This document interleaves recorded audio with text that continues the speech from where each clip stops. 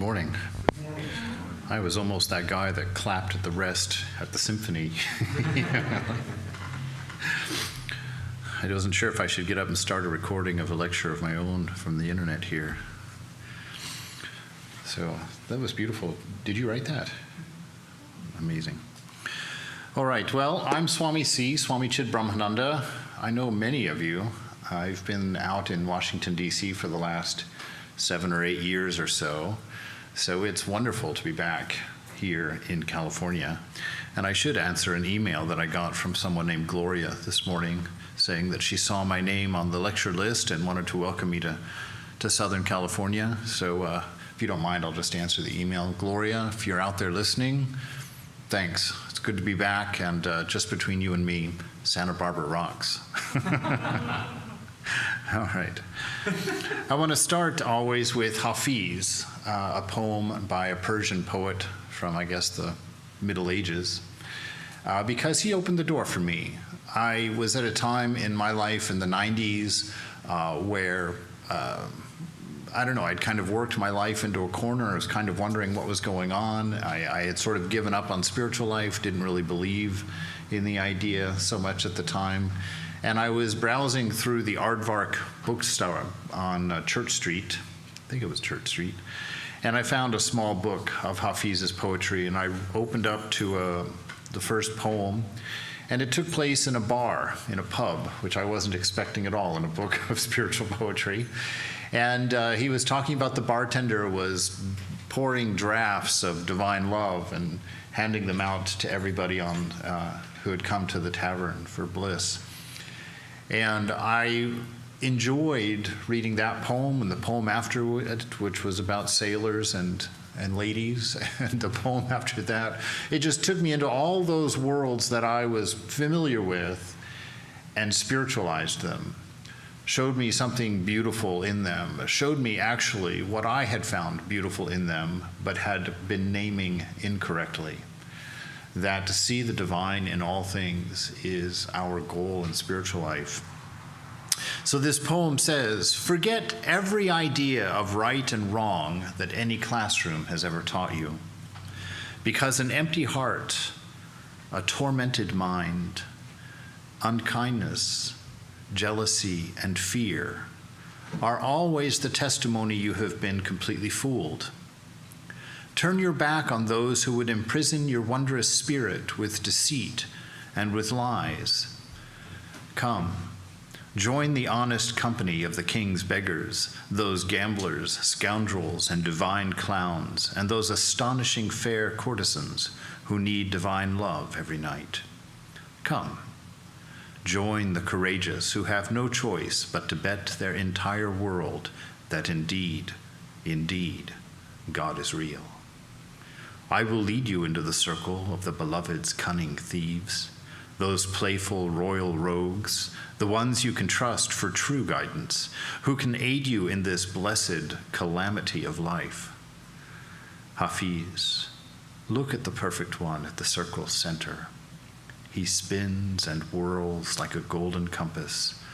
Beyond all that is rational, to show this dear world that everything in existence does point to God.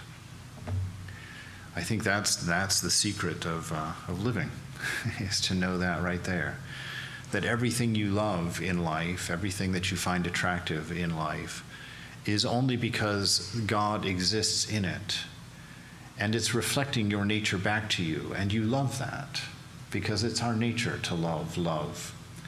But we'll call it a car, or we'll call it a career, or we'll call it a man or a woman. But in fact, the only thing that attracts you is love, the name of God, hidden in all these things that sparkle in the world. I've been taking it upon myself to read the Avadhuta Gita every morning for a few minutes after the meditation.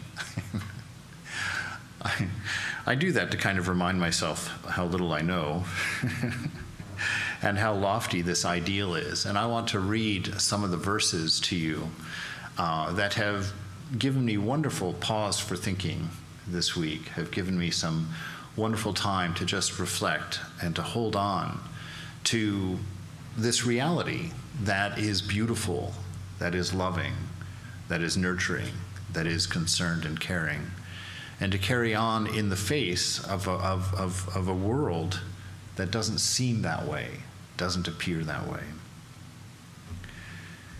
Our writer says, I know your supreme form to be directly perceivable, like the sky.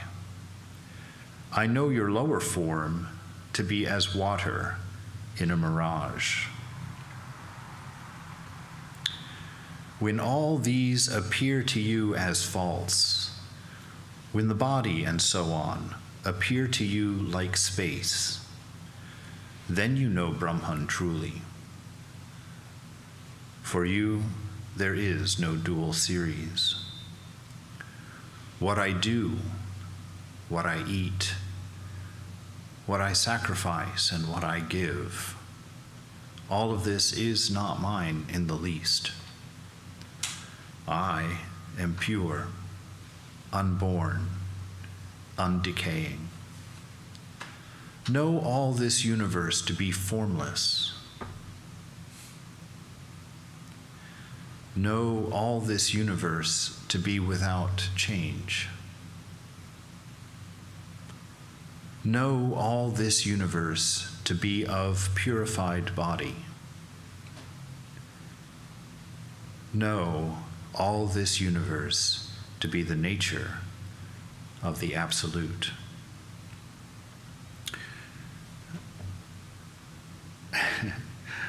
You know, when I was sitting in church when I was 7 years old, it was in Germany, and the preacher was giving a particularly smacking lecture on hellfire, and I was quite nervous, and actually really nervous, quite scared, but also sincerely confused, because I was looking around a room of very comfortable people who were just in church on Sunday, just doing their thing.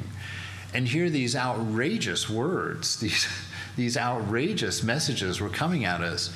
And I thought, what's wrong with me? Why am I the only one that feels like I need to climb under the pew and hide? Like, this is horrifying. And I find myself now, some 50 years later, reading these scriptures in the comfort of my little chair in the living room, and finding myself having the same reaction, like, know the universe to be formless.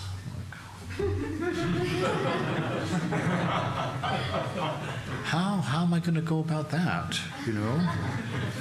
How to know that this universe to be without change. All right. Know this universe to be of purified body. Know all this universe to be of the nature of the Absolute. Now, stuff like this is fun to play with, and I think I'm a Bhakta, so, you know, I don't want to delve into the meanings of the Sanskrit, one, because I would betray even more ignorance, but because this nature of all of this is love. And I always say when I approach the Advaita scriptures, always remember that it's you that disappears and not God. So it's not that Advaita means there's no God. I think as Westerners, a lot of times we jump into that idea and think, cool, this is a way around that big problem. But it's not. The very first verse of the Avadhuta Gita, I was surprised to see, says, it is by the grace alone that one desires this non-dual knowledge. All right, well, that's just starting with that verse right there puts a twist in your head, like, it is by the grace of God that I desire non-dual knowledge. What does this mean? Where am I going to go with this? Swami Vivekananda makes it even more difficult. He writes, the Vedanta, therefore, as a religion, must be intensely practical. So we've got those set of verses we just read about the formless nature of the universe, unchanging, of the Absolute, of purified body, and somehow that has to be intensely practical. We have to take that knowledge and manifest something from it, from that nurturing. What is it that the sages are trying to reveal or trying to open it? He says we must be able to carry it out in every part of our lives. So that fundamental truth that you are this one without a second, that this universe and you, that there's no distinction, that this seeing this body and this material world as space, meaning having no inherent existence in and of itself, has to be able to touch every part of your life somehow, has to become part of you and become practical. And that's what I want to look at this morning, is how can we take an incredible truth that no matter how long you sit here and look at this room, you're not going to be convinced that the universe is formless unless some fundamental change happens or some fundamental change in perspective happens. And so I want to go looking for that together this morning. We must be able to carry it out in every part of our lives. And not only this, the fictitious differentiation between religion and the life of the world must vanish, for the Vedanta teaches oneness, one life throughout. I love it when we start talking about this idea of getting rid of the idea of religion. That life in and of itself is religion. It is spirituality. Just waking up in the morning is spiritual practice. Whether you're just cooking the bacon and going to work, or whether you're sitting down to do your meditation, every one of us is learning and growing. Why? Because of what Hafiz says. All of the pain and suffering of our life is teaching us and training us and taking us toward that oneness. And the nature of that oneness is love. And so we can deduce from that that all of the pain and suffering that we're going through is coming from love, which means that we can know that it's for our betterment. And we can use that tool in the face of a lot of our suffering, a lot of the grief that we're going through in our life, to hold on to it. He says in various Upanishads, we find that this Vedanta philosophy is not the outcome of meditation in the forests only. All right, so it's not just about what happens in your closet in that hour and a half in the morning when you're doing your japam, or on the bus when you're running around your mala. That's not where all of this is happening. But that the very best parts of it were thought out and expressed by brains which were the busiest in the everyday affairs of life. We cannot conceive any man busier than an absolute monarch, a man who is ruling over millions of people, and yet some of these rulers were the deepest of thinkers. And so the challenge is really on us, because one of our first responses about our practice is, I don't have time to do that, or I do as much as I can, or I really feel. And I was talking earlier this week with a group of friends about how we'll go out and buy a car for $60,000 or whatever, and you break that down to whatever you're paid per hour, and the number of hours that you're willing to work to own a car, the number of hours that you're willing to work for that vacation, the number of hours that you're willing to work for that home, all of these things are things that we're willing to give our life to. And we don't often complain about, I just don't have time to get a new car, or I just don't have time to go on that vacation. I just don't have time to save up for that. That we really need to either change our approach to life by understanding that everything that we're doing is spiritual, and the only thing you need to do in order for that to happen is have the thought of God in your mind as you're doing everything that you do. That's all it takes. That presence of the Divine Mother within you will open your eyes and give you an understanding, a deeper understanding, just by the mere fact that the thought of this ideal is present within you. Because it's a seed. The name of God is not without power. The name of God is a seed that opens the mind to infinity, that opens the mind to unselfishness, that begins to crack the door to fearlessness. That's the nature of God. And so keeping this idea of this oneness, the nature of this oneness, that we will know somehow, someday, not as a knowing like a thought castle that we're watching in the mind, because we're going to find out that this is something that happens before mind, before personality, before attribute, and that it's as plain as day within you. He says in that first verse, he says, I can see it as clearly, I can see the absolute, this divine supreme being, as clearly as I can see the sky. So it's right in front of us. We're looking at it right now. We're experiencing the same thing we're going to experience in realization. We're just not seeing it in the same way that we're going to see it or know it We're missing a word there. There's not a word for that. He says, there is only one clear moon in the full moon night in the Avadhuta Gita. One should perceive that the self is like the moon. Seeing duality is a perversion. So one should see this oneness, this unity of God in all things. Now, where are you going to find that unity? How are you going to see that oneness of all things in a world of objects, of discrete objects, a world that seems broken into 1,000 fragments? You know, when I'm looking at my mind, it's like the lake that's been all stirred up, so I see 1,000 shards of the moon. And for me to imagine that those 1,000 shards are actually a singular circular moon in the sky is a big stretch. So how do we go about this? What's the cause of it? He says, it is indeed in this way that intelligence becomes divided and ceases to be all-comprehending. In this way, meaning that you look and you see a multiplicity and you don't remind yourself, you don't have that underlying current, there's a oneness here. And what is that oneness? It's not out there. Oneness isn't out there. Going out there, you just find more and more diversity, more and more multiplicity. You find infinity described in 1,000 finite ways. But you're not going to find the oneness. The oneness is you. The oneness is the awareness of being, the awareness of awareness. That's the devotee. The awareness is the absolute. The awareness of the awareness, that's you and me, living this life. He goes on. He tells us, Vivekananda, we can do everything. All right? So that's another direct correlation or subcorollary from oneness, that you can do everything. The Vedanta teaches men to have faith in themselves first. As certain religions of the world say that man who does not believe in a personal God outside of himself is an atheist, so the Vedanta says a man who does not believe in himself is an atheist. Not believing in the glory of our own soul is what the Vedanta calls atheism. So seeing this oneness, we reach inside, and one of the first corollaries we find for this oneness is the fact that you are empowered to do everything.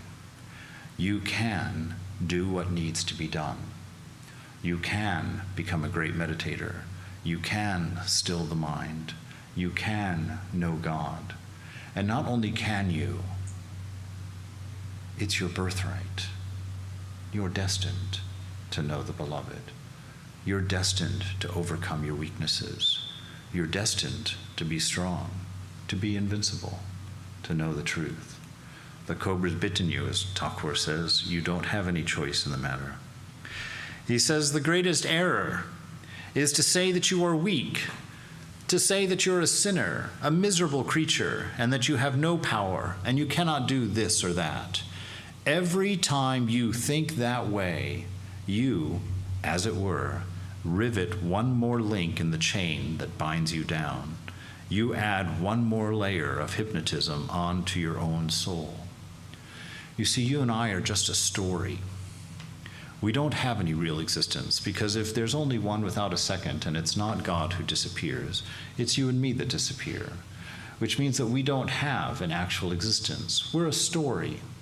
We're a story of love. Everything that we've done in our life has been for love. Now, it might not be love for God.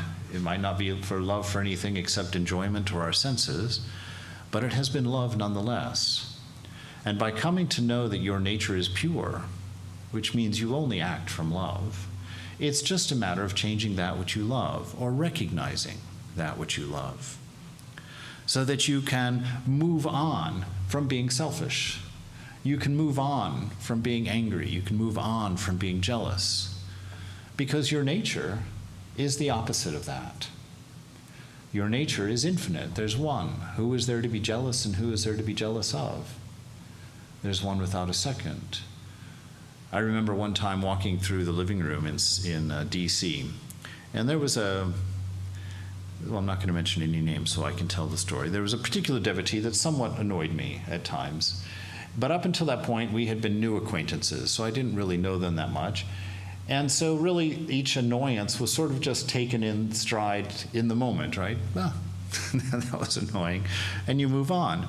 But one day I was walking through the living room, and this person was sitting in the chair, And I heard my mind say to me, oh, I don't like that guy. I don't like that person. And I got through the door to the monastery part of the building, and I stopped because I had just caught myself making a decision that was adding a chain to my binding, to holding me down. And I thought to myself, mind, why did you do that? Because up until this moment, every time I saw that person, they were a person, and then they might annoy me, but they were a person. From now on, there's someone you don't like, and they have to start from being in a hole to get out of that hole to become a person to you again. Don't do this. See that oneness in one another.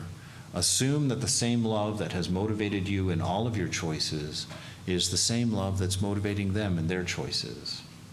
And your way of loving them is to learn how to sit down next to them to see their world, so that you can see what they love in the things that they do. And through that understanding comes respect.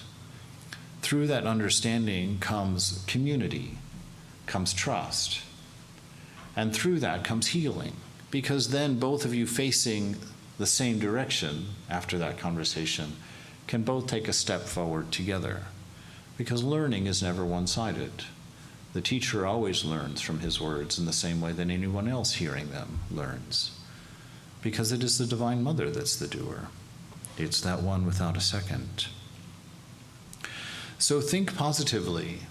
Approach your spiritual life knowing that you will be successful, knowing that it could be this very moment. That's one of the most teasing things Holy Mother says. Actually, and Swamiji says it, and Vivekananda, Ramakrishna also says it. He says, you can have your realization this very moment if you want it. What a caveat that is, because you sit there and you think, I can have it this very moment, because I spend all my time thinking, oh gosh, I wish I could realize God, I wish I could realize God. But obviously, if that was true, I would. And that really changed the nature of my reflection. I was like, well, what is it that I prefer more? And I started watching life more closely. What is it in us that causes us to not want to be realized? What are the things in you this very moment that are stopping you from being realized? Why don't you want it? He says, no man becomes purer and purer. So as we delve into that, we know that it's not a matter of becoming purer, right? Because we're keeping our idea on the fact that the real self, not the personality self, not the ego self, this real capital S self is who the I am is. He says, no man becomes purer and purer. It is a matter of greater manifestation. The veil drops away, and the native purity of the soul begins to manifest itself. Everything is ours already. Infinite purity, infinite freedom, infinite love, and infinite power. They're yours already. Now, what an odd thing. What are we searching for? That thing which we already have. What is it that I want so desperately that I already have? What is the nature of that thing? We get some clues here in verse 73 in the Avadhuta Gita, chapter 1. He says, the Avadhuta, or the realized soul alone, pure in evenness of feeling, abides happy in an empty dwelling place. Having renounced all, he moves about naked. He perceives the absolute, the all, within himself. So we see some of these qualities here, and we compare them to our own, this evenness of feeling. What is it that disturbs your evenness of feeling? That's going to be your attachments. You can recognize what are the things that can pull you out of that even mind. What are the things that can pull your attention? That's how you can know that you are seeing God in something but not recognizing him. That thing is what pulls your mind out of evenness. If you see God in a beautiful thing, that increases that sense of evenness, or maintains that sense, increases a sense of evenness. We'll stick with that for the fun of it. But this notion that you'll find that balance within, and that thoughts of God and understanding, true understanding, supports that evenness of mind. He says he abides happy in an empty dwelling place. What is the empty dwelling place? It's this dream that we're inhabiting, that we're inhabiting the mind of God here and now, that we don't have individual realities. We're borrowing the dreamer's sense of self. And each one of us in our little dream body think that we're the one who's asleep. We all think we're the main dude in the dream, that we've got the connection to the sleeper, to the dreamer. But the fact is, none of us are. Because if a dreamer is aware of the dream that he's in, he's all powerful. He can change everything in that dream. And interestingly enough, at least in the Christian scriptures growing up, there's places where Jesus says some crazy things. He says, if you have faith the size of a mustard seed, I tell you the truth, you can say to this mountain, pick yourself up and throw yourself in the sea. And I tell you the truth, this mountain will pick itself up and throw itself into the sea. So you see, he's pointing at this idea that we live within the mind of God, that things are not as we've expected them to be. And just like in your dream, the only reason you don't know this and the reason you are not able to act on this is because you don't know this. You're hiding it from yourself. You're hiding it from yourself. Swami Arapeshananda, who some of you know, he told me a funny story one time when I was out in Trabuco. He said that he had a dream. And in that dream, somebody told him a joke, and he didn't get it. And he said the next morning he was out working in the garden, and that joke came back to his mind, and he got it and laughed out loud. Can you think about that for a moment? That it's possible for you to tell yourself a joke that you can't get until later. That's the reality of this play that we're living in. That we're telling ourselves jokes all the time. I'm giving lectures to you who are of the same mind as me in this dream.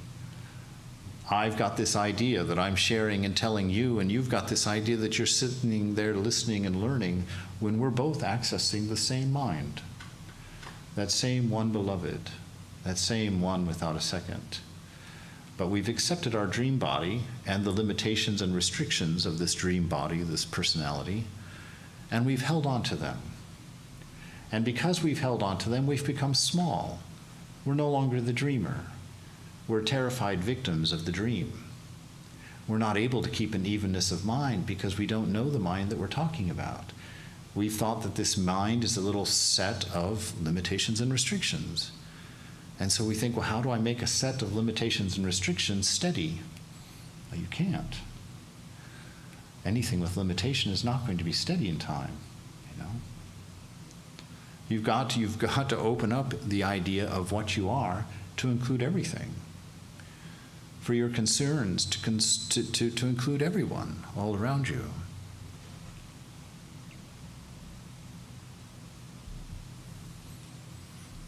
The new religion says that he is the atheist who does not believe in himself. But it is not selfish faith, because the Vedanta, again, is the doctrine of oneness. It means faith in all, because you are all. Love for yourself means love for all. So we get confused about love. Why? Because our love is always conditioned, right? Somebody doesn't call you, doesn't return your call after the third time, you're like, well, I'm not calling them anymore. They don't want to talk to me. Or you don't, you invite them to your party, they invite you to their party, you invite them to your next party, they don't invite you to the next one of theirs, and suddenly they're off the guest list. Because that's the nature of love in this world. We can't conceive of someone loving us despite all of our shortcomings. Of course, we seem to love ourselves in some ways, despite all our faults. We have plenty of reasons why we do everything. How many of us go into an argument with an apology? I was wrong. We're always right? So this notion that this oneness means that loving yourself means you're loving other people. It's impossible to do harm to others, to do harm to things. Even the broom, like Holy Mother pointed out, when the devotee threw the broom into the corner, she says, what is that? That broom does so much work for us. We should treat it with respect. So again, it's bringing the idea of the divine into everything that you do. It's bringing the divine into everything that you do in a day. to not think that you're doing anything secular. It's impossible to do anything secular. If there is one without a second, and the nature of that is love, intelligence, and existence, where will you go and what will you do that could possibly be outside of that? One of the most insinuating things comes to us in the shape of persons who apologize for our mistakes and teach us how to make special excuses for all of our foolish wants and foolish desires. And we think that their ideal is the only ideal we need to have, but it is not so. The Vedanta teaches no such thing. The actual should be reconciled to the ideal. The present life should be made to coincide with eternal life. So this is the thing that you have to take a look at when you approach spiritual life. Are you trying to integrate Vedanta into your life? If you are, it's not going to work. You have to integrate your life into the Vedanta. You have to become your ideal. You can't snip your idea into pieces and then make a new jacket out of it and think that you've reached the ideal. So we have to do the changing. We have to do the looking and the understanding and the the exhausting effort of realizing you're doing nothing. and the unbelievable task of going nowhere and getting there finally. That's one of the things, and there's this book by Suzuki, Beginner's Mind, Zen Mind, Beginner's Mind. Anyway, it's a great book if you haven't read it. And one of the first things that he says, I think it's even in the first paragraph, he says, we do not meditate to have our realization. We meditate to understand that we already are. See, that's the beautiful thing. That's the gem that you already have within you.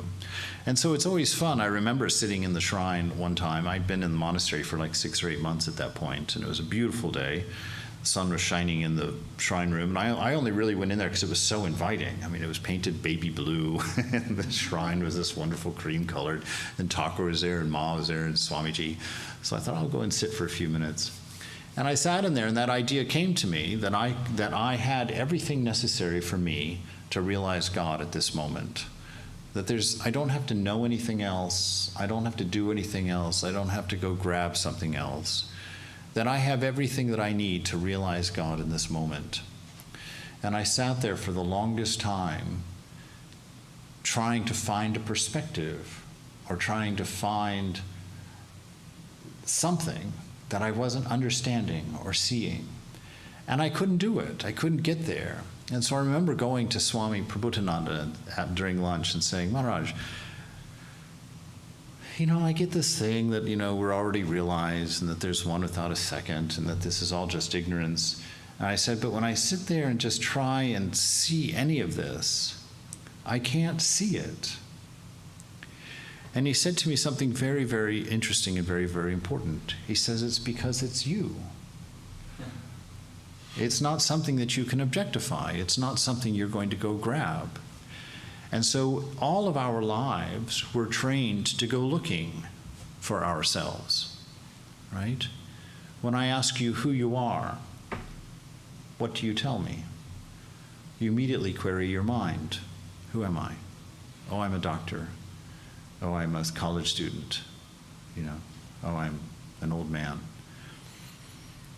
If I ask you how you are, what do? You query your body. Oh, I'm doing all right, a little tired. My knees hurt. That toe problem's getting out of hand. When I say to you, if you describe yourself to somebody, we always start from the outside in, right? Well, I've got this mousy colored hair and it's usually short. Right now I've got this little goatee thing going on. We describe ourselves from the outside in, which is the wrong way of thinking. We've got to go from the inside out, because isn't that how we experience ourselves? It's from the inside out. Why is it then when we talk about ourselves, we talk about it from the outside in?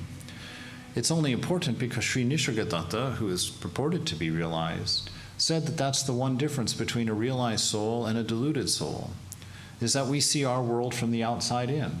We see how it affects us. We always put ourselves outside of ourselves to determine judgments about ourselves. He says, and what that causes you to do is when you see a suffering man, you see someone who's suffering.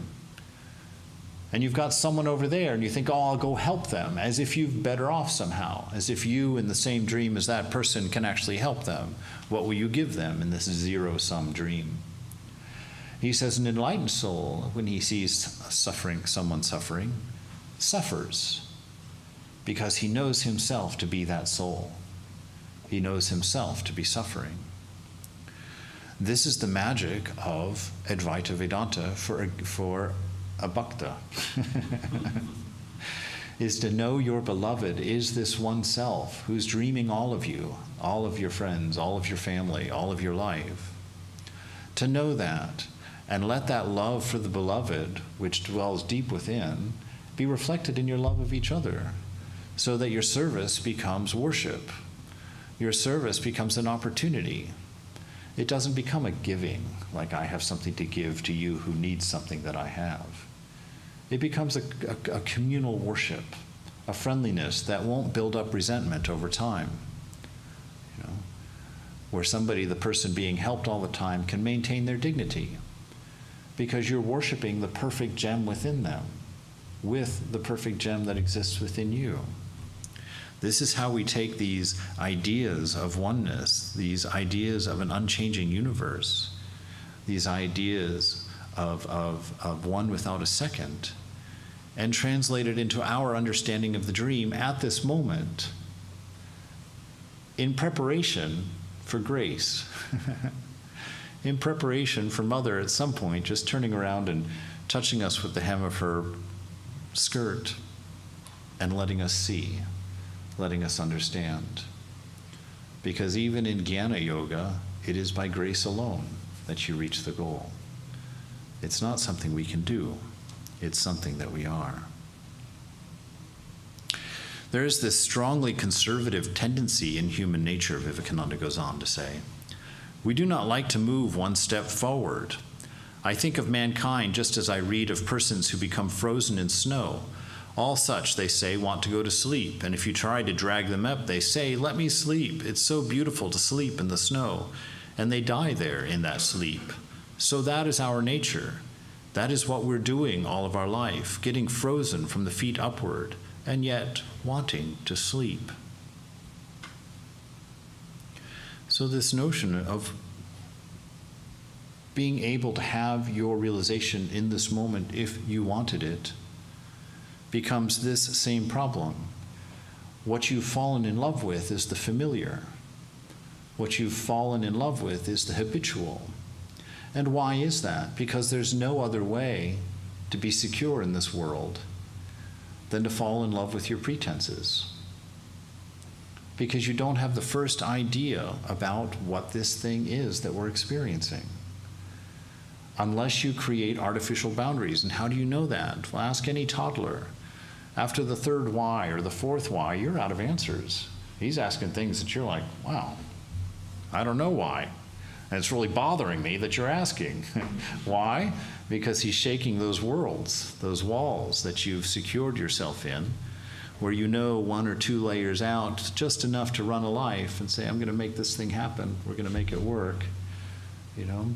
There's this necessity of ego. We create a little space where we exist and the other stays out there. And we just try and make this little space in here where God doesn't exist and where I'm safe from him or her or that. I create this little space, and then I spend my entire life making sure that I believe that it's solid. I need more power. I need more energy. I need more money. I need more fame. I need more friends. You know, I need this, I need that. We're all just piling dream material on top of dream material to protect and hedge around our little set of delusions, the things that keep us secure, the things that have walled us off from this sense of other that we've created, because we're looking out and we see other without knowing from where we're looking. At the same time, there's another side to the question. We must not look down with contempt on others. All of us are going toward the same goal. The difference between weakness and strength is one of degree. The difference between virtue and vice is one of degree. The difference between heaven and hell is one of a degree. The difference between life and death is one of degree. All differences in this world are of degree and not of kind, because oneness is the secret of everything. Now, isn't that interesting? You can see this when you look at the skeletons of animals, how similar they are, that dolphins actually have hands and actually have feet. You know, dogs, all the different dogs have the same skeletal formation. So you can see, if you look closely at things, it will lead you to that oneness if you discern and discriminate. He says to be able to use what we call this discrimination or viveka, to learn how in every moment of our lives, in every one of our actions, okay, remember this is that removal of that line between spiritual life and secular life, the removal of the idea that there's a thing called religion. You know, there's not a thing called religion, and if there was, it'd probably be the first thing we'd have to cut out. Because this is a matter of living. It's a matter of being authentic. It's a matter of seeing things as they are, understanding who you are and what you are, and then, of course, in a healthy response, to manifest that, to let that shine out of you, uncalculated by the mind, determining what it wants and needs and it's going to get, but coming through inspiration, through the heart.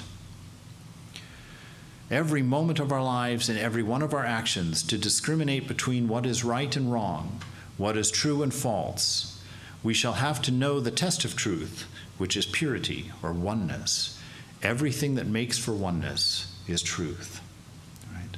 So everything that leads you toward that idea, if you want one sentence definition of all ethics, that which leads to unity, to oneness, is ethical. That which depends on difference and creates difference is unethical. That's a one sentence description of right and wrong. He goes on here in the Avadhuta Gita and says, the external existence is the universe. So everything outside yourself, that's what you call the universe.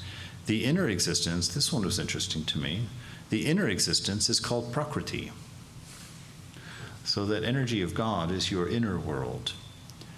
Now, most of us think that that's the place we're supposed to be going to figure these things out. But he says this, one should try to know that which is more interior than your inner existence.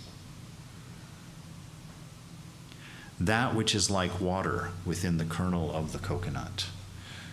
So within you, you've got that inner world, that mind that you're watching, that body that you're manipulating and watching. And usually when we think of the inner world, we think of all of the things that we're watching on the inside, our thoughts, our moods, our feelings, emotions, our pains, our different sensory information coming at us. We think that that's our inner world. Oh, if I go inward, that's what I find. But it's one step behind that.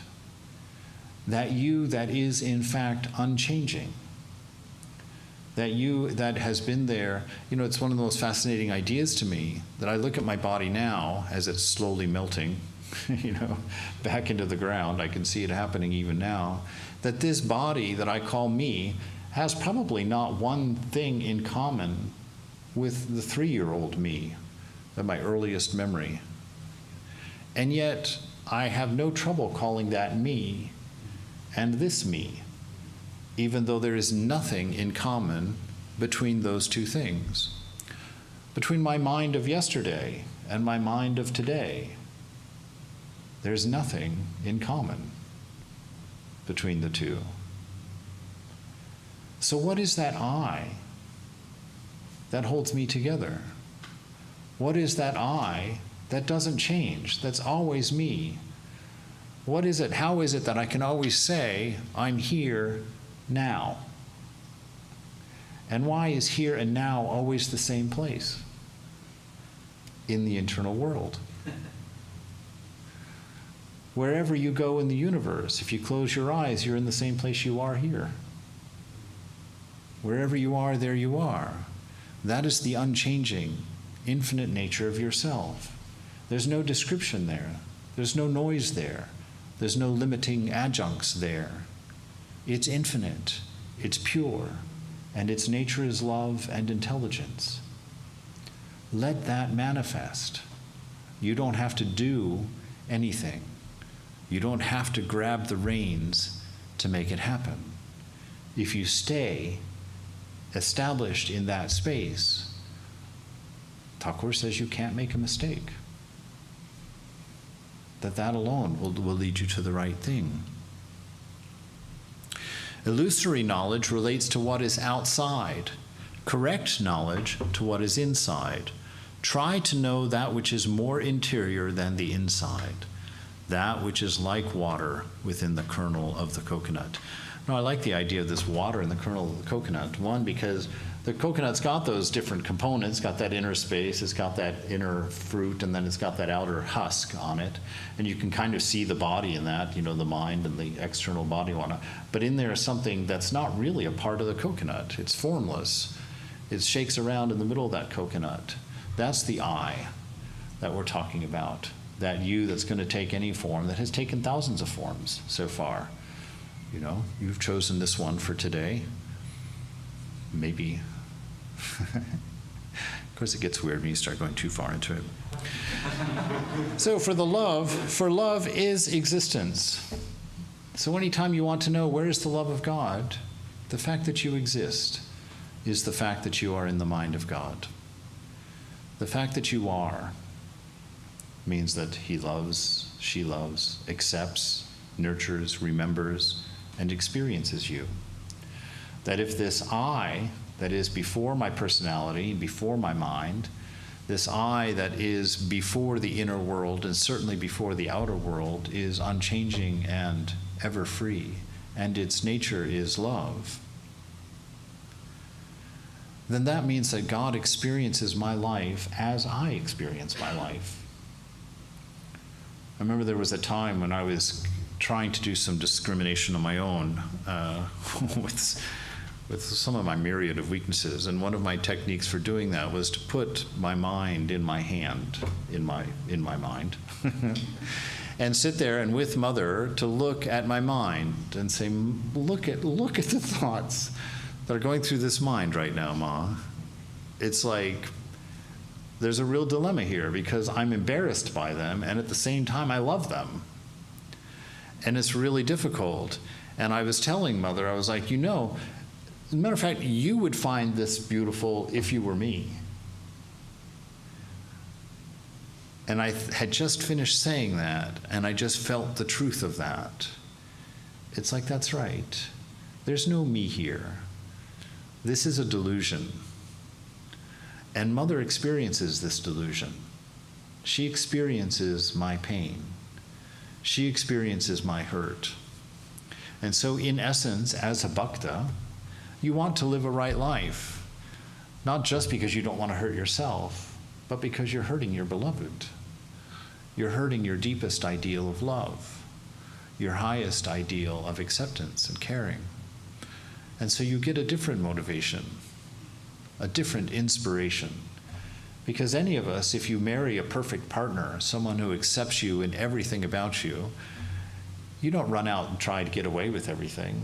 That would be like one of the most perverse reactions you could possibly have to love.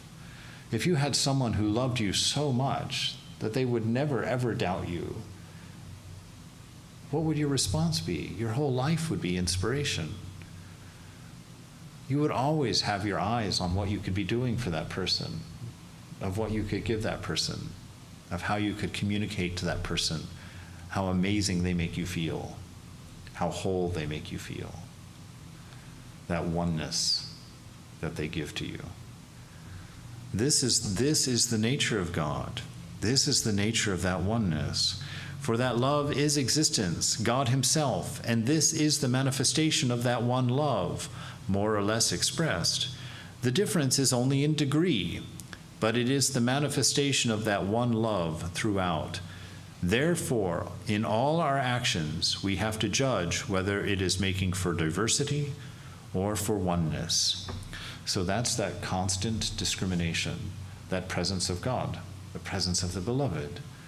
Am I seeing that oneness everywhere? Am I acting accordingly as if we are all one? It is through the heart that the Lord is seen, and not through the intellect. The intellect is only the street cleaner, cleansing the path for us, a secondary worker, the policeman. But the policeman is not a positive necessity for the workings of society. He is only to stop disturbances, to check wrongdoing, and that is all the work required of the intellect. So God is not an intellectual pursuit, but you can use the intellect to move any obstacles out of the way, to reason out as best you can what is right in this pursuit of oneness. Intellect is necessary, for without it we fall into crude errors and make all sorts of mistakes. Intellect checks these, but beyond that, do not try to build anything upon it. It is an active, secondary help. The real help is feeling love. Do you feel for others? If you do, you are growing in oneness. So this is that test of yourself. Vivekananda says there's only 2 questions to ask. 1, am I unselfish? And 2, am I loving? And to the degree that you are either of those, you are spiritual. You are touching truth. So that unselfishness, that's the no negativity. I'm not just thinking about myself. I'm not just being self-consumed.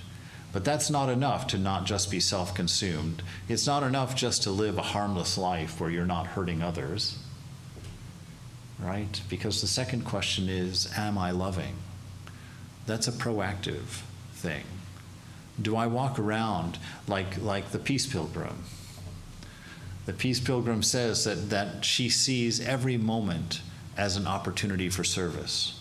That's how she exists. She says that she sees herself as a butler at a rich man's dinner, just standing there quietly, watching and being aware of everything going on in the room and making sure that she doesn't miss an opportunity to serve. That's what it is to be spiritual. Those are the ways that we find God. Are you unselfish? And are you loving? Everything else is to support that.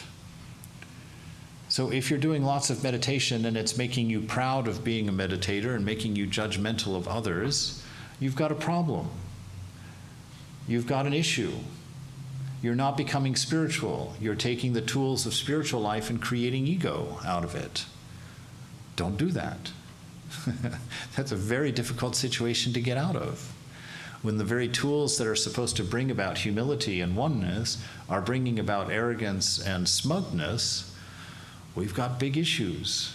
And as spiritual folks, I think that's a very natural problem to have. You know, where you walk around thinking, I know something. I know something.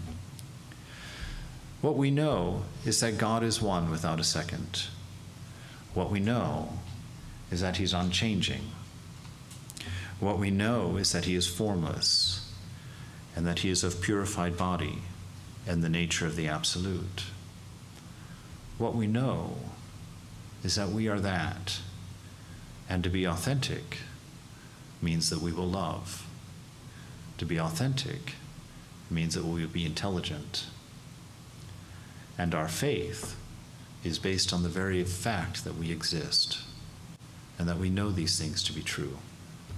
And through this life of fun as an experiment, as a classroom, as clowns tumbling, all the different ways that the sages have talked about it, the end result will be God realizing himself or herself again. That you at this moment are just a wave in that ocean of bliss. And when Thakur saw that had that vision of this ocean of light, pure love, rushing at him with such a ferocity that the waves put into danger his very sense of I, his very sense of separateness. You know, that we as personalities will never realize God. You will not have your realization because there is none such thing. There is no you there to realize. God will realize himself again through you. And he is in the center of that ocean of waves of bliss, which is one person after another coming to realization. You will experience your realization over and over and over and over again, when you know your nature, when you know that oneness that binds us all together. That's the vision of freedom. That's the vision of knowing God. So forget every idea of right and wrong that any classroom has ever taught you. Because an empty heart, a tormented mind, unkindness, jealousy, and fear are always the testimony that you have been completely fooled. Turn your back on those who would imprison your wondrous spirit with deceit and lies.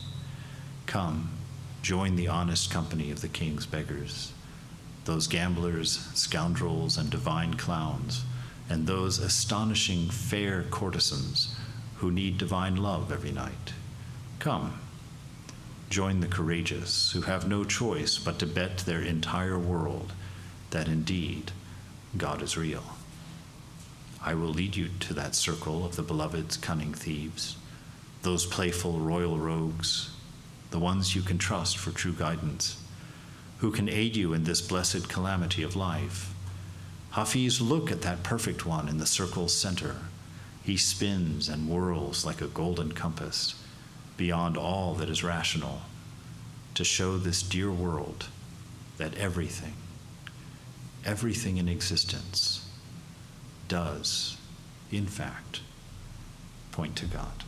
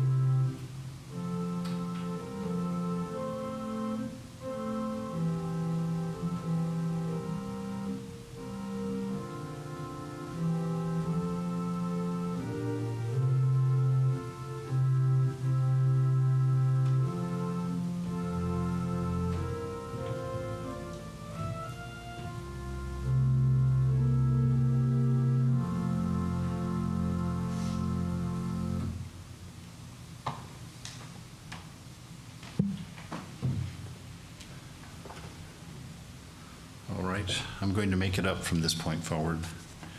There's some announcements going on here. We have our Tuesday classes this week, Narada's Way of Divine Love at 4:30 and 5:30 p.m. on Tuesdays. The Shanti Gita at 7:30 to 8:30 p.m. on Tuesday. Wednesday at 7:30 is the Gospel of Sri Ramakrishna, and Thursday, the Gita is at 7:30. Friday, summer break, classes reopen in September. Saturday at 10 a.m., Mantra Yoga. And reopening of in-person classes for those who are fully vaccinated. A mask is still required. All right. So next week it will be Doctrine of Avatars with Swami Satyamayana. And all of these things are for you, for us. So make the center your own. Come and add to the. Are you ready to take any questions? Oh, sure. Any questions? We have one from online. Oh, okay. From Saranandu.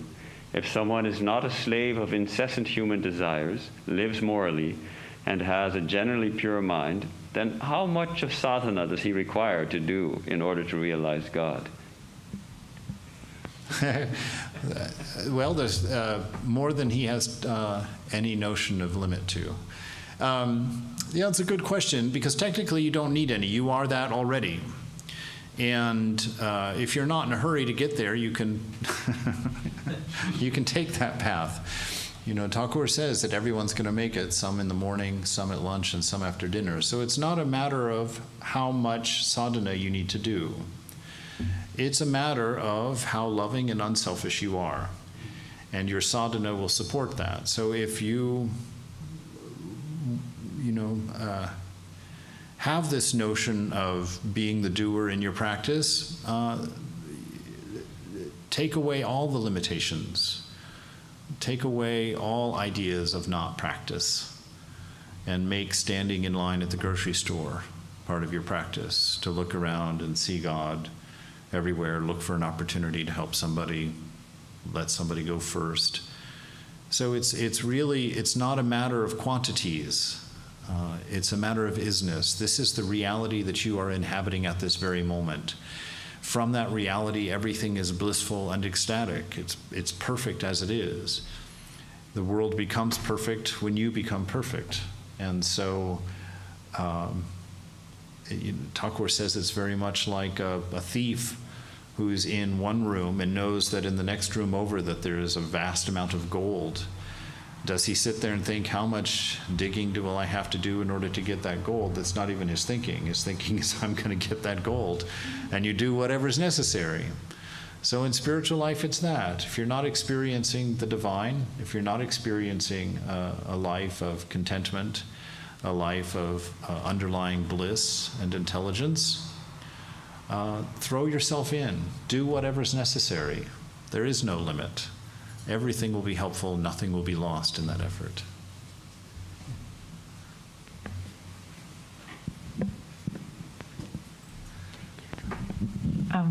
Swami, this is a fear that I would love to hear your response to. You say we're a story, and yes, sometimes I experience that. But this story has struggled. Your bhakti has really touched me. This story has spent a lot of years struggling to get to truth.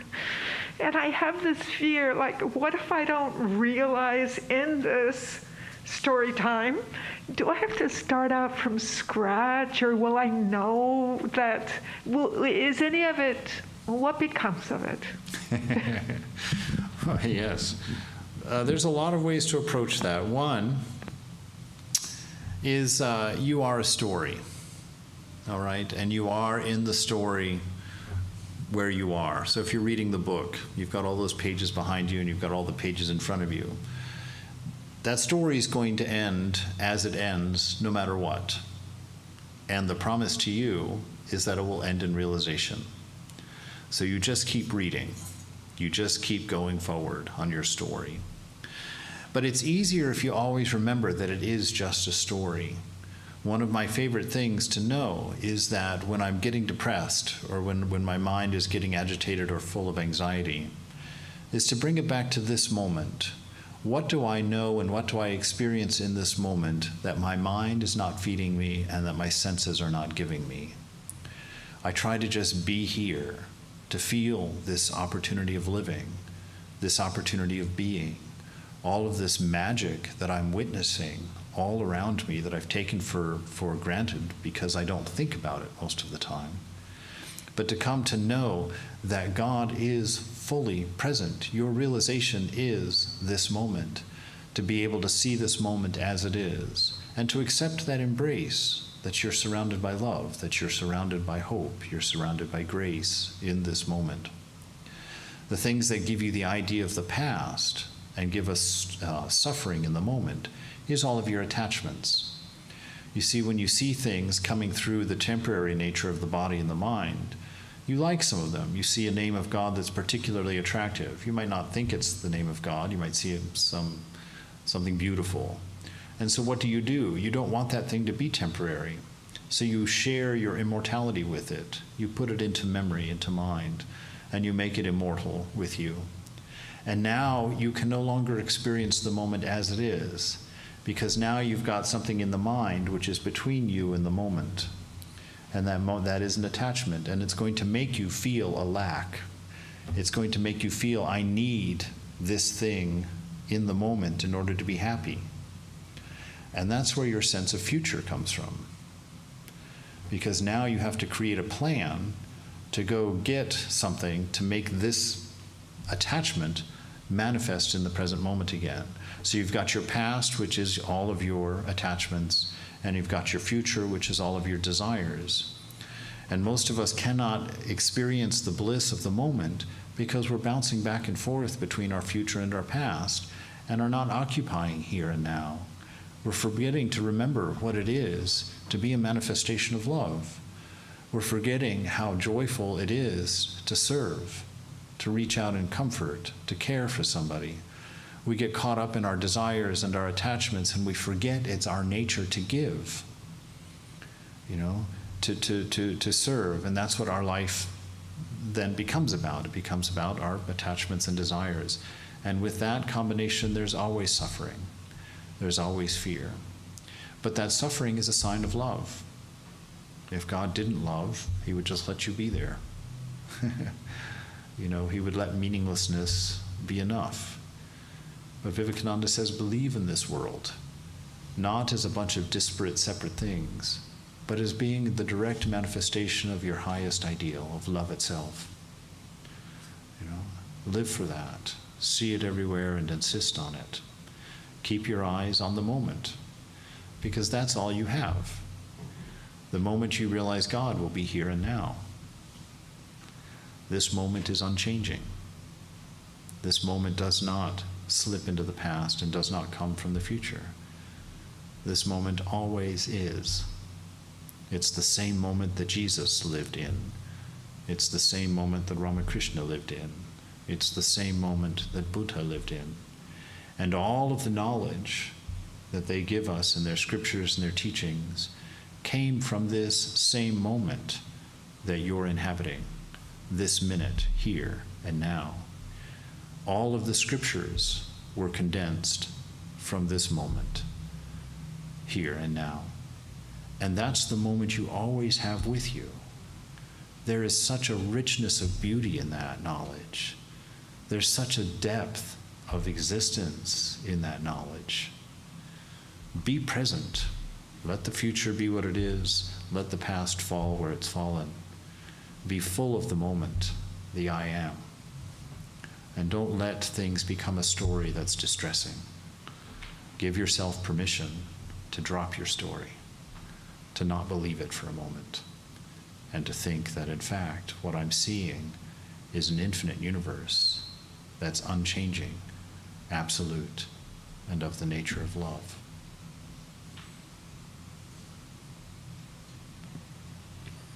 There's a couple of questions about which book you were reading, either which lecture of Swami Vivekananda's was. I'm reading one of the lectures from Swami Vivekananda is Practical Vedanta #1, his first one, and then the Avadhuta Gita translated by Swami Ashokananda is the second book that I was using. And of course the poem was Hafiz, Hafiz. Sometimes easy. Yes. Sorry, could you repeat the second one after Practical Vedanta? What was the second one? Avadhuta, Avadhuta, Avadhuta Gita. Thank you. Yeah. And those were both by Vivekananda? No, the first one's by Vivekananda. The second one is, it's written by one of the sages, but translated by Swami Ashokananda. Ashokananda, yeah. There's another question here by someone who may not have listened to most of the talk, because he asks, what is the actual true nature of us? Yes, the actual true nature. It's everywhere around us, So if you take a look around you, what is every song about? What is every poem about? What is every novel about? What is every movie about? There's love. Every one of them has a romance. Every one of them is a story of love. So clearly our nature is of love. You look at our video games, all the things that we're, in a world that we could create, what are we creating? We're creating something that represents pure power. So that's our nature. We're all powerful. We're all loving. and existence. You know, so it's that Satchitananda, that knowledge, it's what allows you to understand everything. You know, you get a bunch of information from your mind and from your body, and it just kind of gets thrown along a glass wall, and then you, on the other side, are the one that gives it meaning. Oh, that's what that means. Oh, that's what that means. Oh, that's what that means. You are intelligence itself, so you're the one giving meaning to life, learning from life, growing from life. Well, actually, you're not the one growing. That's interesting, because Swami Prabhupada once said, he said, you do not change. He says your mind changes because of its close proximity to you. So that's always reminding yourself that you are that inner world before the inner world, that you are that sense of I that's unchanging and absolute. So from that perspective, that self is already illumined. That self is what you need to know that you are in order to have that perspective and understanding of life that's not based on your attachments and the pursuit of your desires, but to see the moment free and clear. So that's our nature, Satchitananda, existence, knowledge, bliss, absolute, or love, intelligence, and being. So I like to think about them.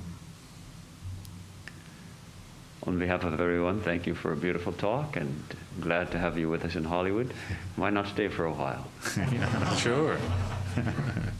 All right, Jai Ma, be well.